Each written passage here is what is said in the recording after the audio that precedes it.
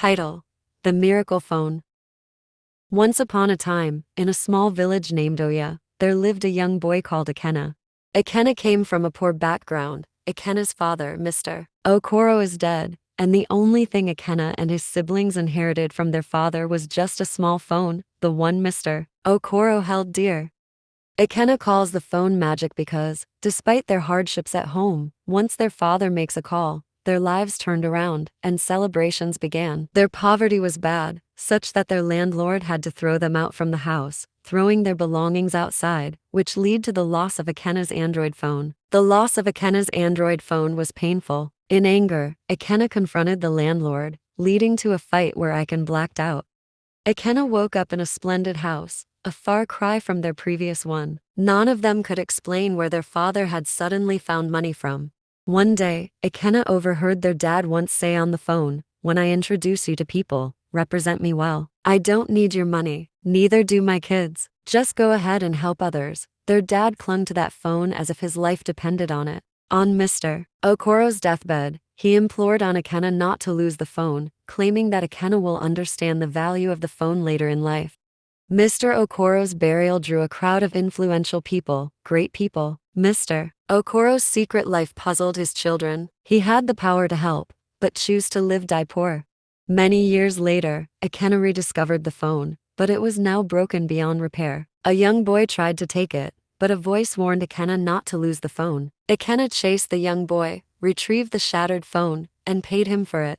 Despite repairing the phone, it remained lifeless. Then, Ikenna's daughter was rushed to the hospital with a life-threatening heart condition, and Ikenna needed $670,000 for her surgery, and Ikenna had only $65,000 in his account. Desperate, Ikenna called every contact on his phone, but could only raise 22,000 naira. Ikenna's daughter's life hung in the balance, and the doctor urged Ikenna to seek more help. Ikenna's siblings contributed 18,000 naira, but it wasn't enough. In tears, Ikenna left the hospital and received a call from their mother. She scolded him for not using the phone earlier and urged him to call the contacts on their inherited phone for help. Desperate, Ikenna dialed the first number he saw, Dangot. To his shock, Dangi is the richest man in Nigeria. Ikenna hung up in fear. Ikenna reached out to other contacts. Ikenna discovered they were influential figures and even contacted Dr. Afolabi, a renowned doctor. Ikenna's daughter received immediate care, and they left the hospital in a helicopter, with all expenses covered. Mr. Okoro's friends revealed that Mr. Okoro had an ego problem and turned down their offers of help. He referred others to them, changing their lives, but never accepting assistance for himself or his children. Mr. Okoro's friends praised Mr. Okoro for beautifying their destinies, and they handed Ikenna and his siblings a penthouse their dad had once declined, along with some ATM cards holding billions. It was a lesson.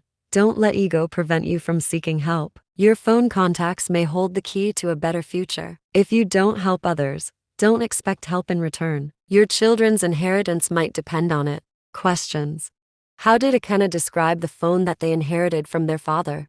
What was Ikenna's father's message when Ikenna overheard him on the phone, and why did Mr. Okoro cling to the phone so closely? What did Mr. Okoro say to Ikenna on his deathbed regarding the phone? Describe the turnout at Mr. Okoro's burial and the guests in attendance. How did reaching out to influential contacts help Ikenna's daughter receive medical care? Moral lessons. The story highlights the importance of valuing and maintaining relationships with your contacts, as they can prove to be invaluable in times of need.